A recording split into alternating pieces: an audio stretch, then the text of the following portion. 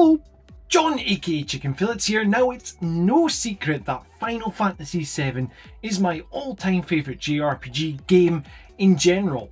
I mean, come on, the first video which I ever put out on this channel was why you should play Final Fantasy VII. Hello. But there has been times where I've been playing a JRPG and I've thought to myself, this could actually beat Final Fantasy VII. It never does, but it gets very close to it.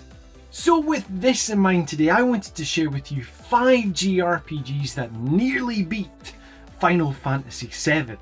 Now yes, this isn't a very oddly specific list, but you know what, I wanted to share it with you.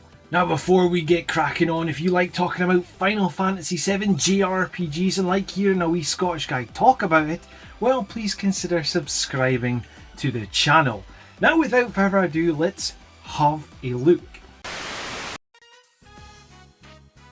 Persona 4 Golden, the remaster of the PS2 Atlas JRPG classic, which came out originally on the PS Vita as an exclusive, but it's now available on everything the likes of Xbox, PlayStation, Steam, and Nintendo Switch.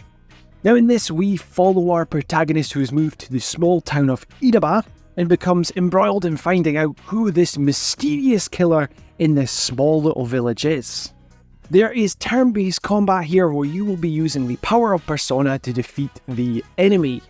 So the question here is, why did this nearly beat Final Fantasy VII? Now a bit of Chicken Fillets lore here. Once I came away from Final Fantasy and started gravitating towards more JRPGs, Persona 4 was the first JRPG to go out with my usual realm. Now this was a brand new experience for me because what I'd been used to setting wise in Final Fantasy VII and 8 was more of a steampunk environment, but this was more grounded. This was in reality where you were at school and in a little village in the middle of nowhere. You also had the likes of the social bond system and having not just dungeon crawling but the social side of the game as well. One thing that Persona 4 Golden has done for me, which Final Fantasy VII has never been able to do for me, is, well, I completed Persona 4 Golden and then I replayed it straight again. I have never done that after completing Final Fantasy VII. So you can understand why that this nearly beat Final Fantasy VII for me. You've got to understand that Final Fantasy VII is on a very high pecking order for me. Final Fantasy VIII, the PS2 JRPG classic from Square Enix, which was originally released in 1999. Now in this, we follow Squall and the mercenary group called Seed, who are sent off to defeat Sorceress Edea, and well, things go pretty crazy from there. It has turn-based combat which uses a dynamic leveling system, so basically when you level up, the enemies level up around you. Now this may be a controversial pick, but stick with me and let me tell you why. Now yes, let's not beat around the bush here. Final Fantasy VIII beating Final Fantasy VII? What is going on? Now when I was younger, Final Fantasy VII was the first JRPG that I played, but I was so excited to know that there was a sequel in a completely brand new world with a new set of characters. Now the character models were totally more realistic at the time compared to what I've been used to with the polygonal characters of Final Fantasy VII. This blew my little mind. I thought Squall was amazing. I loved the Gunblade. I still prefer the Gunblade over the Buster Sword of all things. Now another reason why this nearly beat Final Fantasy VII for me, well, it was also down to the merchandising which was available at the time. Now bear in mind, I was pretty young. I was still in primary school or just away to go off into academy when Final Fantasy VIII released. I was in a Toys R Us and I picked up a Squall figurine which I played with no end. Not only having the game available to play, but I was making up my own adventures with this Squall toy that I had. It's a weird thing to think that because I had these toys made me really think, well, is this better than Final Fantasy VII? But as I've mentioned before, Final Fantasy VII was my first Final Fantasy, so it always had that in front of all other Final Fantasies that I played. But man, I tell you what, I always loved having that Squall figure, being able to play with all the toys. Oh dear.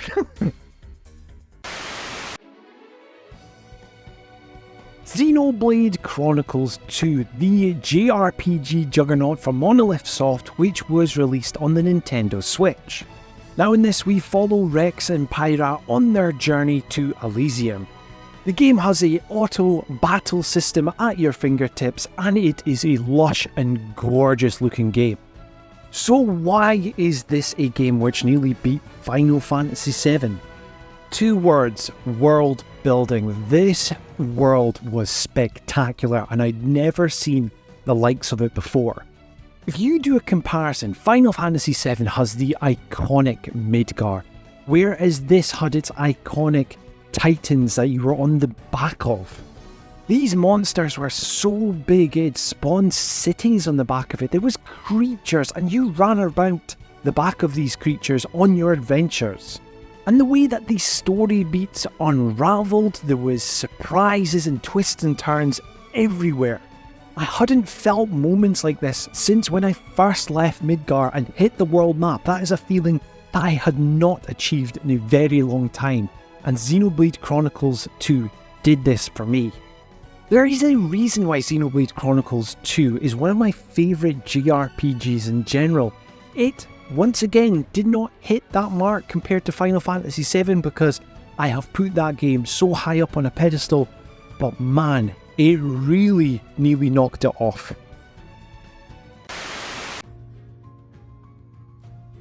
Nier Automata, the futuristic JRPG from Platinum. In this we follow the stories of 3 androids, 2B, 9S and A2, who are fighting a war against robot kind. It sports a fast-paced, action-based combat system which you would expect from any Platinum game. Nier Automata is one of the most near-perfect games when it comes to storytelling, when it comes to gameplay, and when it comes to its world building. Now you cannot compare the two's combat, they're totally 2 different combat systems, you know, the action combat versus turn-based. But if you want to compare the storytelling, these were so close and how much I fell in love with the stories. The struggles that these androids face on this desolate but beautiful world.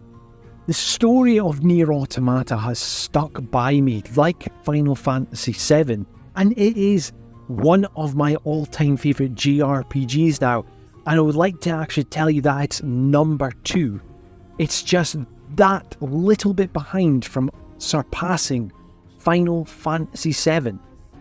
Now before we get onto the number 1 pick, well, let's have a look at some honourable mentions. Fire Emblem Three Houses. Now Fire Emblem Three Houses was the first entry that I'd played of the Fire Emblem series. Now we play as a mercenary who's turned a professor at a military academy, and we have the classic Fire Emblem tactical combat in this game. Now what really sets us close of surpassing Final Fantasy VII is the gameplay loop. Similar to the likes of Persona 4 Golden Century, this game I have played so many times. The story might not match Final Fantasy VII, but the gameplay loop is so addictive. Now like Final Fantasy VII, I usually aim to play it at least once a year, but I've seen myself play Fire Emblem Three Houses twice in 1 year. It's that good. Sea of Stars, the indie RPG from Sabotage Studios. Now in this we follow the Solstice Warriors in their quest to defeat the Dwellers. It has a fantastic turn-based combat system to boot. Now at the time of recording, this is a work in progress. I am still making my way through it, but the storytelling and the world building compared to Final Fantasy VII, I have not felt this grip in a long time. There has been some twists and turns which have really stuck out to me and I'll remember forever, similar to the story beats of Final Fantasy VII. I would love to include this on the list fully, but because I've not completed it, well, I cannot do that. Harvestella, the game which I always bang on about. Now in Harvestella we play as a protagonist who gets whisked away into a sci-fi adventure, and it sports turn-based combat where you'll be able to switch between jobs. Now for me, the surprises of this story really stood out. I have always said that Square Enix dropped the ball when it came to marketing this game. I always thought that this was just a farming sim with some action-based combat thrown in the mix.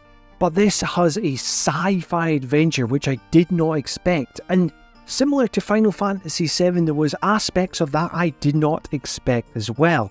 So although that it does not fully match Final Fantasy VII, it still has been worth a honourable mention. Now with this all in mind, let's have a look at my number one pick. Trails of Cold Steel for the final entry in the Cold Steel arc. Now this is a culmination of all the events which have taken place from Trails of Cold Steel 1 to 4. So why is this a game that nearly beat Final Fantasy VII? Well, the world building and the long-term storytelling is something that totally gripped me in. Since following Rein Schwarzer from the likes of Thor's Military Academy in the first game all the way to the fourth entry, everything just really shined here.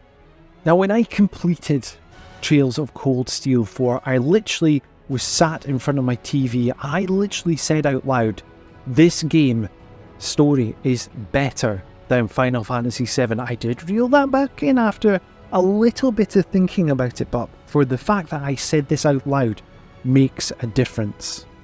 I was totally invested in Rein Schwarzer's story. I was invested with Class 7. It was such an amazing world to be in. That is one strength that Falcom has over Square Enix, is their long-term storytelling. There has not been a game which has matched this close. I did say that Nier Automata may have done that, but honestly when it comes to long-term storytelling, this right here is the epitome of it. So there we have it, 5 JRPGs which nearly beat Final Fantasy VII. What game has nearly beat your favourite JRPG? Let me know in the comments down below. Now if you like what you're hearing and seeing on the channel, well please help me grow it by liking, sharing and subscribing. And if you want to be kept up to date with everything Chicken Fillet, well, hit that notification bell. This has been John, aka Chicken Fillets, and until next time, ta-ta bye.